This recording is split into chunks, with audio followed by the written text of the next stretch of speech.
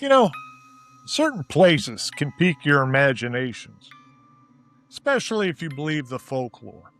Now, I know what you're thinking. Hey, Jeff, man, give me an example. Okay, all right, calm down. All right, here's an example. Now, my brother Steve, he likes to go ghost hunting. So he went to Waverly Hills Sanatorium. Am I saying that right, Steve? Yep. Okay, Waverly Hills. And you heard his resounding yes. Well, he heard the stories about Waverly Hills, and I'm sure when he got there and he was standing outside this structure, this enormous structure, he probably got some little anticipation and his imagination's going. So that's what I'm saying as far as your imagination. Well, not a forest where every shadow feels a little too dark, where every snapping branch makes you wonder if you're truly alone. Hidden in the heart of Staffordshire, England, lies Cannock Chase, a place breathtakingly beautiful by day, but one that has earned a chilling reputation after sunset. Sorry. And if you see this place, and we'll put pictures up, it is almost like a rendition of Sleepy Hollow from when I was a kid and was read that story. I digress. For generations, visitors have whispered about strange lights drifting silently between the branches and trees, ghostly figures appearing without warning, and an overwhelming feeling that something unseen was watching you, just beyond the next bend in the trail. Some dismiss these stories as tricks of the mind, while others leave convinced that they've encountered something they can never explain. Whether it's the haunting legend of the black-eyed children, phantom soldiers, wandering forgotten paths, or eerie encounters that continue to be reported even today, Cannock Chase has become one of Britain's most mysterious paranormal hotspots. So, ladies and gentlemen, dim the lights, settle in, and step carefully with us into the woods because tonight we're exploring the legends, the eyewitness accounts, and the unexplained mysteries of Cannock Chase. And remember, sometimes the scariest stories are the ones people swear are true. What do you see when you're in the dark and the demons come? 1, 2, buried stories for you.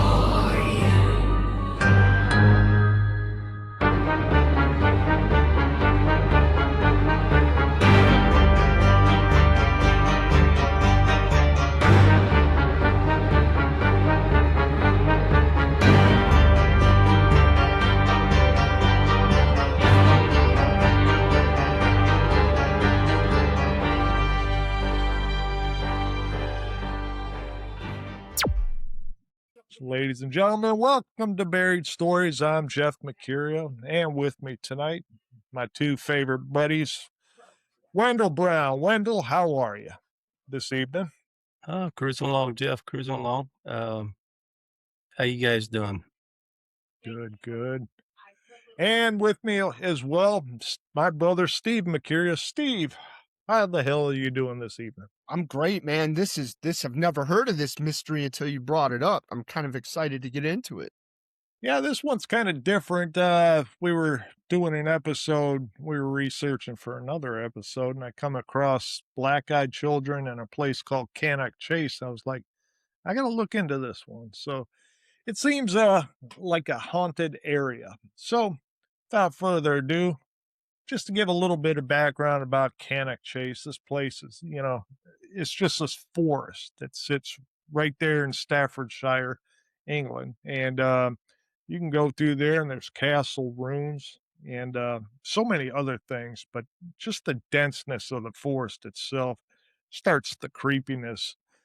But more important than that, before we get into like the paranormal, and part of the paranormal problems is because of this. The Cannock Chase murders. Let's talk about the murders for a second. Remain one of Britain's most disturbing unsolved, partially solved child abduction cases and murders. Between 1965 and 1967, 3 young girls disappeared from the Midlands of England. Their bodies were later found on the isolated woodland of Cannock Chase, sparking one of the largest child killer manhunts in British history. These kids' names: Margaret Reynolds, she's 6 years old. She disappeared on September 8th, 1965, while walking to school in Aston, Birmingham. Despite months of searching, no trace was found until 1966. Her body was discovered on Cannock Chase besides another missing child. Because of decomposition, the exact cause of death could not be determined. Victim 2, Diana Tift, excuse me. She vanished December 30th, 1965, after walking a short distance to her grandmother's house in Walsall, England. On the 12th of January, 1966, a man hunting rabbits found her body hidden in the undergrowth of this forest. An autopsy showed that she had been sexually assaulted and suffocated. Margaret Reynolds' body was found only a few inches away, so those two bodies of the missing girls were pretty close to each other. Then you got Christine Darby. She was 7 years old, abducted on August 19th of 67 from Walsall as well. After a man in gray car asked her for directions and persuaded her to get in. Despite a massive search involving hundreds of police officers and soldiers, Christine's body was found 3 days later on Cannock Chase. She had been assaulted and murdered as well. Now, the man, his name is Raymond Leslie Morris. He was arrested trying to abduct another girl on November 15th, 1966. Now, Wendell, with all these murders, this Raymond Morris, what do you have on Raymond Morris? Do you have any other insight into his background at all? Not really to his background. I mean, he's the main, to me, when I was looking this stuff up, he was the main story. The 3 girls that were of similar age, young girls, really young girls. Yeah. 2 of them were found. The 2 that you mentioned they found one body, and then under that one, they found the other one. So he had buried Yeah. them on top of each other. And then they Right. found a third one later. That was the main terror in this town that I saw. And I think some of the missing things over the years may have been those girls. And then they finally found them and turned out to be kind of a serial killer case. Yeah. But as far as Raymond Morris, nothing odd about him, nothing besides he was a killer. I mean, they lived a normal life, ran through the town, everybody, knew his car and everything. I think when he got caught was when he tried to pick up that girl and he used his own car, his own vehicle, and they tracked him down that way because they had a pretty good description of the car. But that was, in my opinion, that was just strictly a serial killer Right. episode Right. there. I wish I knew more about England. I could tell you how big of a deal it was in England proper, the whole thing. But in Cannock Chase, it's a lot of the legend is what he did. What fascinates me about this is, they kind of wrapped up this case. They found him guilty, but 2 of the murders were never legally solved. So it was like a missing person, no cause of death, yet solved at the same time. So I kind of found that kind of odd. Steve, do you think these murders of these girls and all the hysteria of a serial killer kind of ramped up the paranormal side of Cannock Chase? Well, I can't see why it wouldn't. I mean, think about it. You get a serial killer in your area, suddenly it becomes not only fascinating to many, it also becomes a bit paranormal. I mean, everybody wants to understand the motive for it. Everybody wants to try to understand what comes of it. And most likely that was one of the big things I saw listed as the reason for the potential um sightings of all these black-eyed children. because it Yeah. was mentioned that Yeah. a couple of them involved really young female children. So I saw that this serial killer case as like the number one cause potentially, if these sightings are real, of the black-eyed children. They seem to be all female according to what I was looking up. So Right. young females. Yeah. I guess the story goes that this little girl, she's crying in the woods and she's always bent down. She's got her hands on her face. And then when you get close and she looks up and take her hands away and she looks at you, she's got completely black eyes. And you go running and she disappears. So, yeah, I could see how that, from the murders, that story can get out there and then start generating folklore around that area. But the place itself, I mean, it looks pretty spooky, especially I can't imagine in the evening time around that area. Wendell, I guess in 1982, a uh, a witness, a paranormal investigator, Lee Brickley, his aunt, and they kept her name publicly not released.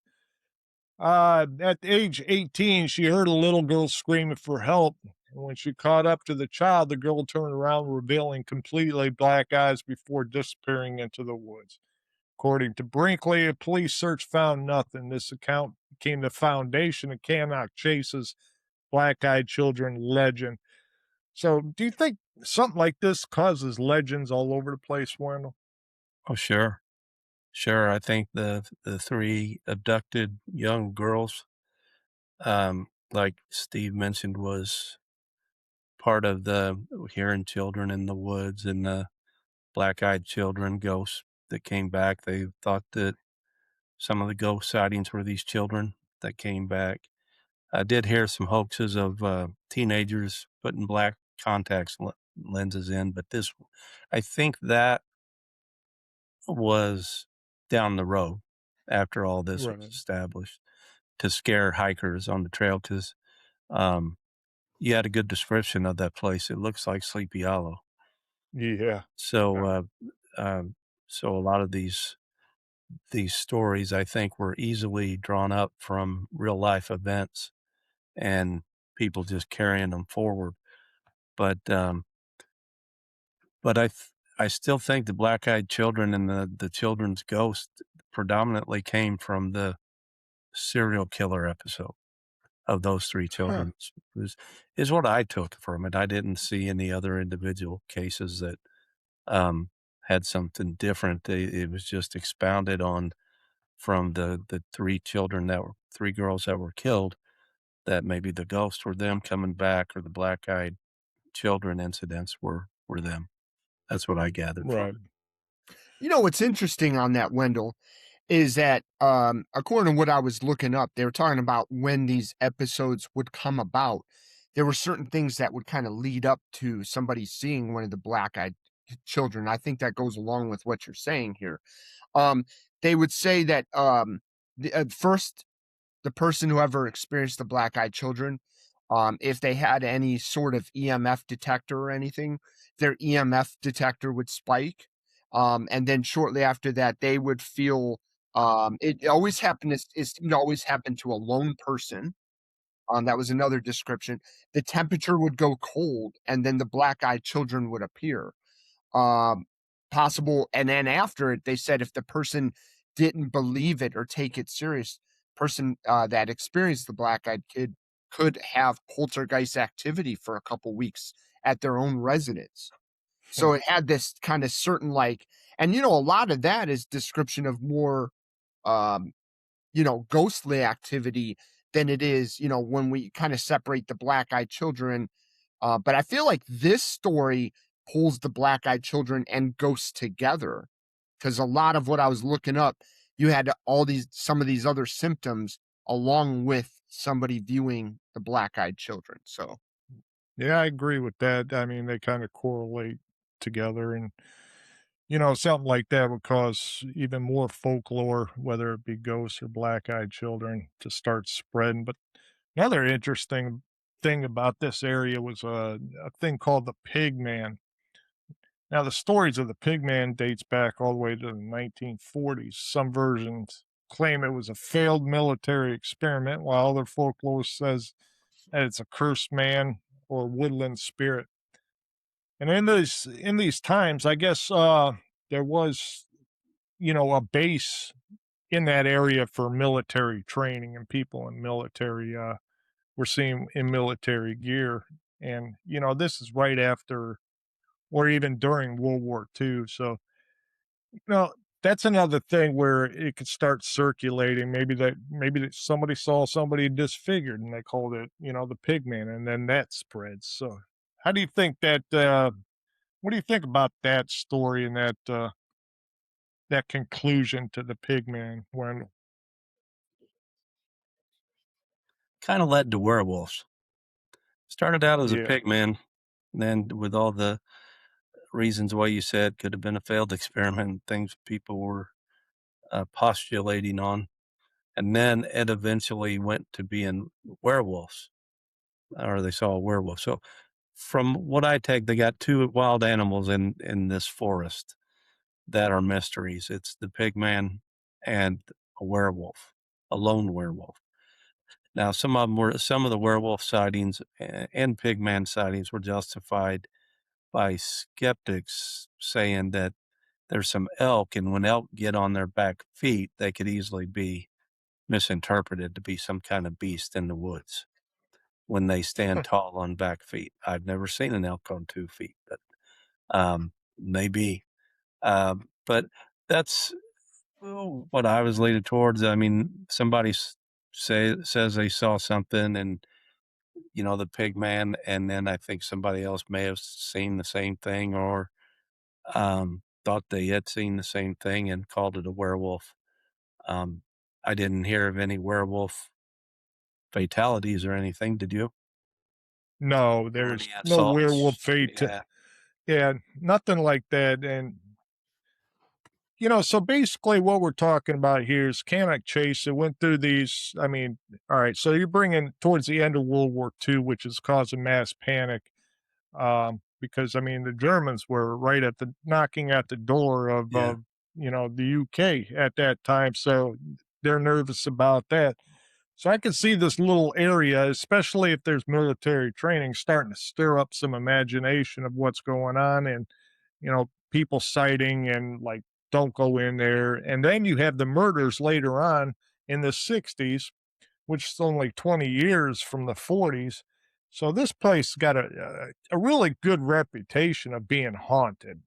yeah. So Steve, what do you see altogether as far as Cannock Chase goes? Because it runs a gamut. It's got everything. How do you think like our explanation of these events caused like mass panic? What obviously creates stories. I mean, because obviously, going back to what Wendell was talking about with the Wolfman. I mean, this played out in almost everything I watched about Cannock Chase. Kept referring to the Cannock. I think they even called it like the Cannock werewolf. What was Mhm. interesting about this was, yeah, they didn't have any human fatalities or casualties, but they did mention livestock torn up near Cannock Chase, which is why they Hmm. think it potentially could have been a werewolf. People were seeing something very tall, something extremely hairy. Now, one explanation I got for it was it's either an actual werewolf or potentially either a wolf got loose and mated with a mastiff. In England, they have Yeah, some large mastiffs. So somebody had thought that like a prior, wild wolf had mated with a mastiff, creating this huge dog-like predator that would feed on, livestock or deer carcasses, maybe trying to go after the elk. Some people might have seen this, or it also goes back to them thinking that it's a potential werewolf, right? So, I mean, right. you clearly had multiple witnesses of this, or at least claiming to have seen something. And so, I mean, when you have a situation like this where one area, um, especially in the evening, everything I saw said not to go in there after like 4 or 5 p.m. because that's Right. technically when it starts to get dark. on the horizon, like maybe because you're in a forest, it's going to get darker much earlier.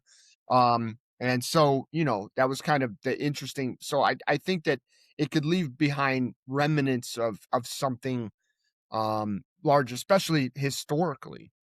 Right. You had mentioned there being some castle remnants there. Yeah. Obviously, there was a mention of a cemetery being somewhere in this Yep. Yep. area as well. And it goes back, same thing. What's interesting is a lot of people think the black-eyed children from the serial killer, but I also saw a mention of was it a diphtheria outbreak where a lot of Hmm. children had to be buried in this potential cemetery. So that was also brought up as, so when you have all this kind of conglomerating in one area, obviously you're going to start getting kind of a paranormal mind Vibe. in that there's something about this area. It's not just the events that happen here, but it's the area attracting this, the energy. Also, Right. Jeff, they used Mhm. the area for the British troops used it for World War II training.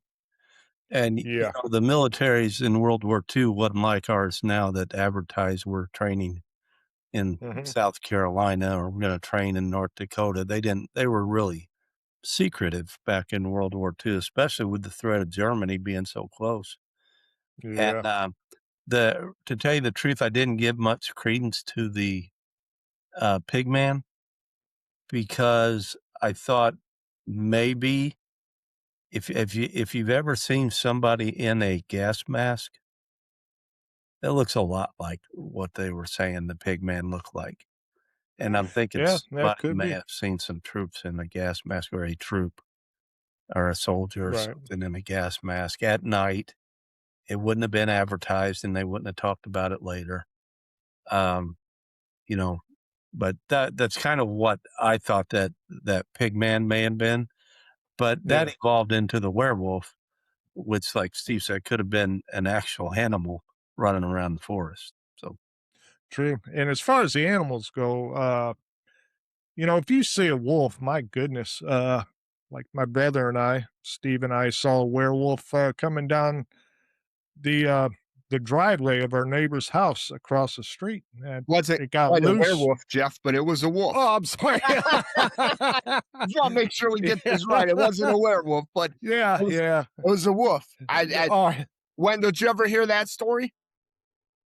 no, I didn't hear that story. I'll break it down real quick, real simple. go So ahead. Did it we were, happen in the paranormal capital of the world, Lorain, Ohio? oh yeah, I'm Yes, telling you, it did. listen, Okay, all right. this actually 100% happened. I promise you. So there were police officers going around our neighborhood requesting everybody go inside. And the Mercurios back in the day, you have a police officer ask us to remain inside. We're going outside. That's what we're gonna do. And it don't matter, tornado, whatever. You tell us to go inside, the Mercurios are going outside. So we thought that there was a fugitive, and they didn't want to tell us there was a fugitive running around the neighborhood. So of course we go outside, and my brother Jeff and I are sitting there on the porch. And next thing you know, Wendell, right across the street, the police are like three houses down the street to our right, heading down the street with flashlights and stuff like that. And my brother and I are looking across the street. There's a garbage can right next to our neighbor's garage. And next thing you know, this wolf, I mean, this thing was huge, Wendell. I had never Yeah. seen the size of a dog like this before. This thing jumped over the trash can and trotted down the driveway like nothing was happening. And me and Jeff look at it like, oh my God, there's actually a wolf. This thing's a wolf. So we start calling for the police, and this thing runs down the street towards the police and like right past them. And they were Yeah. chasing it down the street. Wendell, this thing was mammoth. I'm telling you. So going back to your story, Jeff, I mean, if you see an actual wolf, like a real wolf, right? Yeah. This thing, Mhm. especially if it for some odd reason gets on its hind legs for a second, this thing would definitely look like a monster easily. Oh, yeah. Yeah. It would look at you and you'd be like, yeah, I'm this guy's meal, or I'm Yep. this creature's meal. But yeah, and about 3 minutes after it ran by the police, you hear, kapow, kapow. Oh, yeah. Oh, yeah. They shot it Yeah. down the street. Yeah, but oh Yeah. my gosh, that And was yeah, Wendell, this thing was chasing people coming out of the grocery store. That's how it got. That's yeah, how the police got Wow. called in because yeah, people were coming out of. I think back then it might have been Rini Rigos or something like right. that. But they were coming out with their food, and they'd see this wolf, and they'd drop their food and run for their car. And somebody Mhm. called the police. He was just going to the Oh, grocery store. Yeah, yeah, there's a damn wolf out in the parking lot. Yeah. The wolf was going to the Yeah. grocery store. listen, Oh, yeah. if there's a wolf at the grocery store and that actually happened, then I could tell you there's probably some wolf in Cannock Chase. That's Yeah. for Oh, I'm sure. sure. Yeah. But Yep. just to tap Go on ahead. this for a second, these weren't the only animals that were noted in Cannock Chase. There's a lot Right. of Bigfoot stories.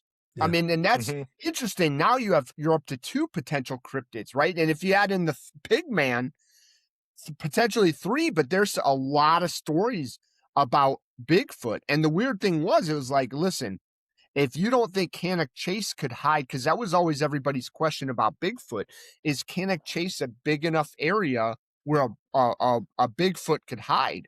And the answer, according to the person, was yes, because it's got a lot of hills, a lot of like in between valleys where it's hard to see, um, and it's very dark and it's very Yeah. quiet. So, they said, there are a lot of people who talked about seeing Bigfoot and hearing, not only seeing him, but hearing American, they called it American style, something very similar to what our big Mhm. feet sound like. Honestly, Right, right. that's, That's interesting. yeah, I didn't come across a Bigfoot. Another one that yeah, they saw, another animal out there was what they called the big cat, too. yep. So I don't know what's running around over there in Cannock Chase, but Well, very interesting. the Bigfoot must have been pretty prominent because another hoax was caught with teenagers. Must be some Mercurios over there in Cannock Chase or something. But Yeah. they dressed up as Bigfoot. I told you earlier that they dressed up as ghost girls in black contacts and did the black-eyed children thing. Well, some other ones dressed up like Bigfoot, and one of them got shot by Oof. somebody who was scared. A homeowner Wow. that he didn't die, I don't think, but he got shot. So That's crazy. yeah, so I guess, but they wouldn't have done that unless that legend and lore was somewhat prevalent in the area. And going along with that, as far as teenagers, taking advantage of the folklore and stuff. I was looking up any police records of them going out for any paranormal activity. The only thing that I saw in there was they went out there because somebody was walking down the trail and saw all these weird baby dolls hanging from all these different trees. So they went in and cleaned up that. That was like a full on Blair Witch Project thing going on over there right off the trail, just probably to scare people. I mean, Yeah. Steve, you and I, we would have done that when we were Absolutely. teenagers too. But Randall, final thoughts on Cannock Chase. Well, you guys are breaking my heart. You didn't even mention the UFO sighting Oh yeah. at Cannock Oh, Chase. let's Yeah, circle back. flying Disregard saucer, what I said. Yeah. flying saucer 1964. UFO report.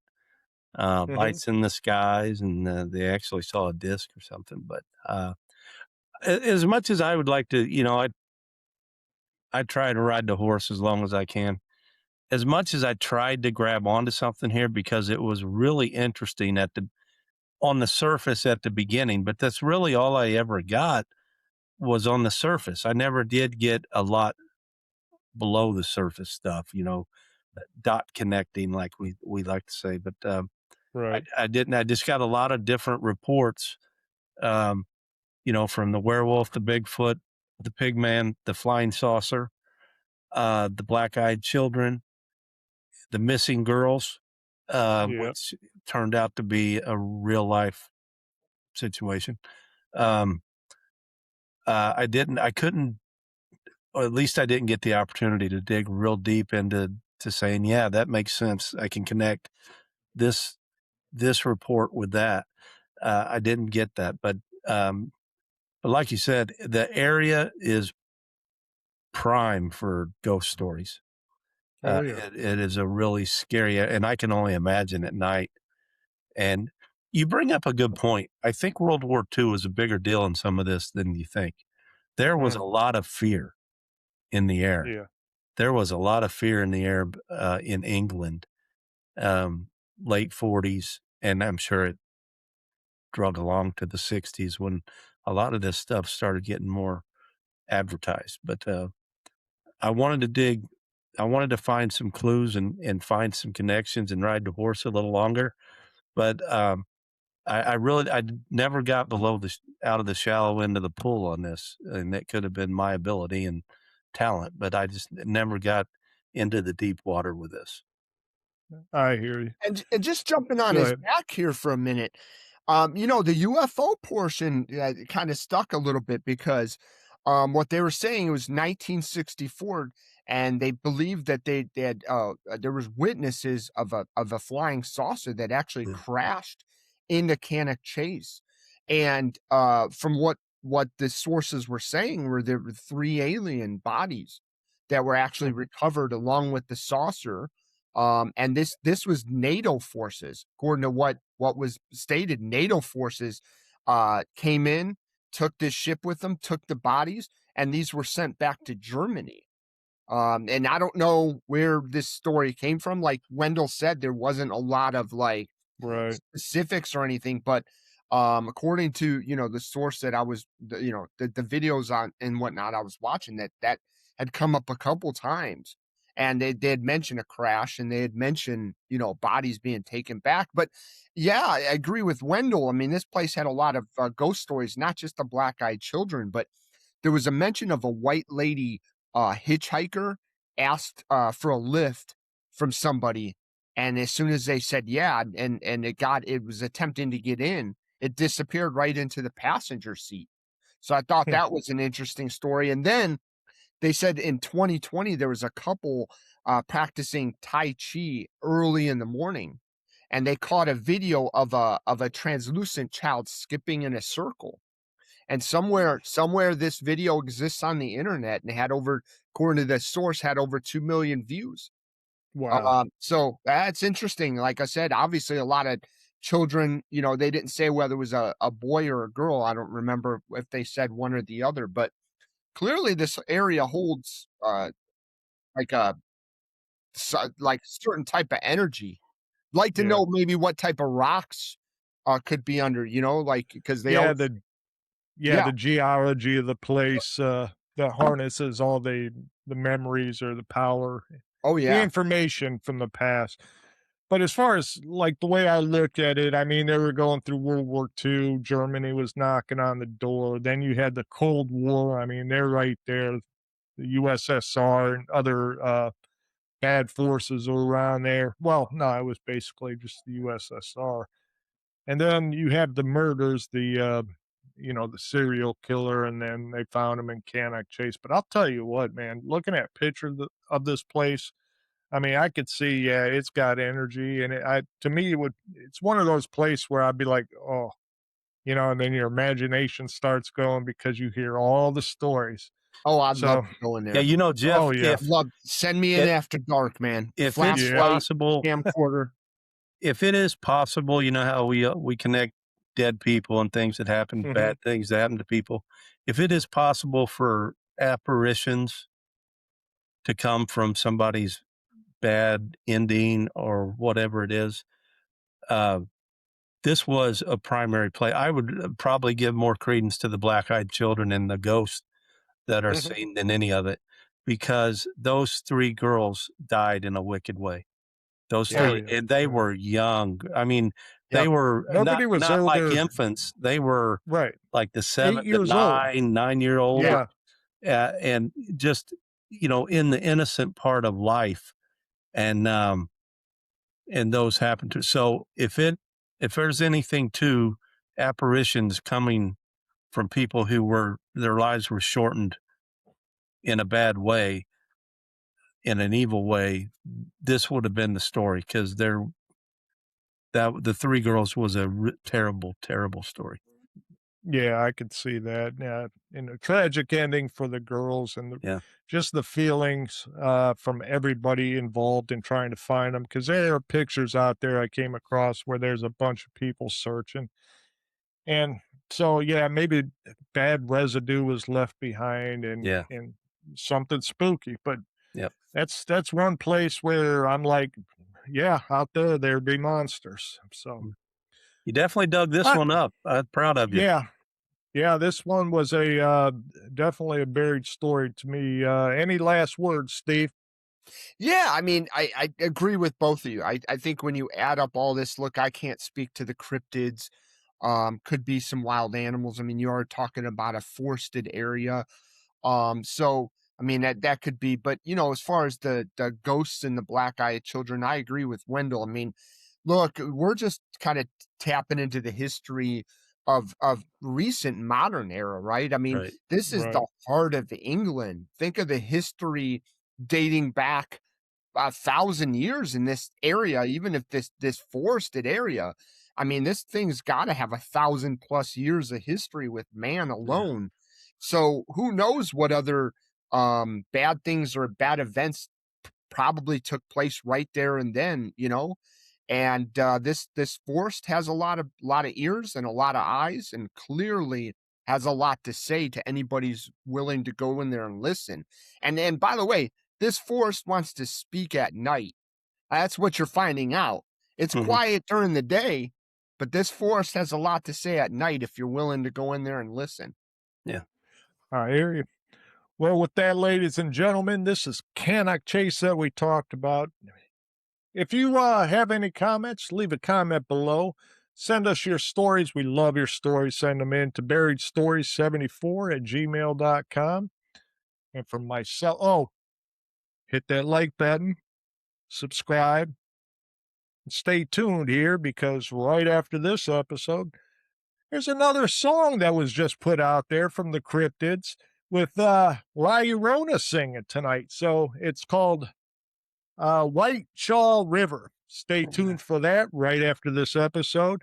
And until next time, from myself, Wendell, and Steve, thank you so much for watching. All right, guys. Thanks. I like it.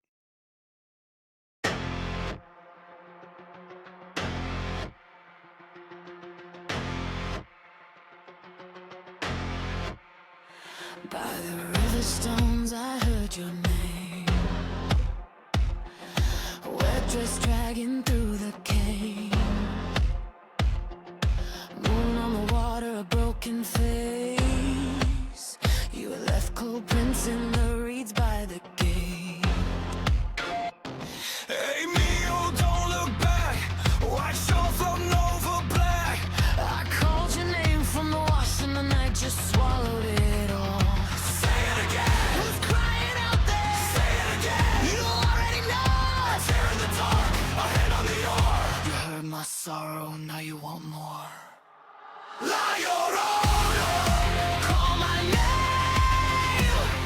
La Llorona, share the blame. Wash all black water, take me under, take me under. La Llorona, don't let go.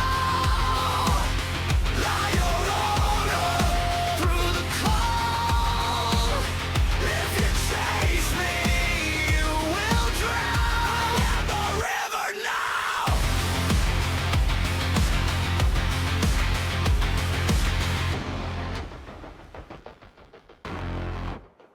I stood by the corn in my wedding dress, kissed the ash and cursed the rest.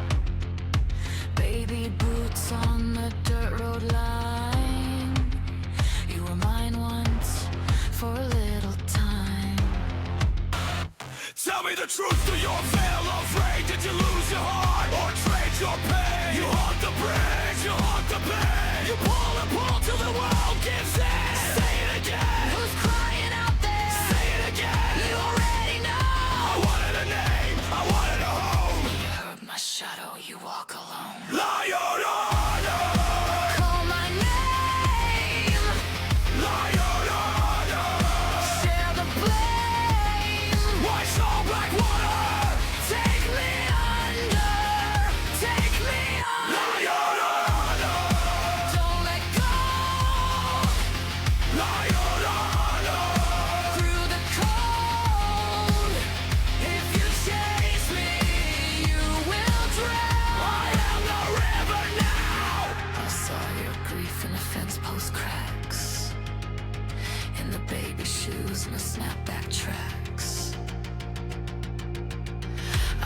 lost my breath in the mud and smoke.